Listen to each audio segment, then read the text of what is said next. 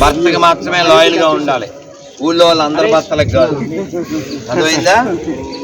ఊళ్ళో వాళ్ళ సంగతి నీకు అనవసరం, నీకు చెప్పింది చేయాలి. అదే పరోపకారం అంటే గురువు గారు చెప్పింది వదిలేసి చేయకూడదు, నువ్వు వచ్చింది అందుకు కాదు. హరే కృష్ణ. హరే కృష్ణ కృష్ణ కృష్ణ హరే హరే. ఓకేనా?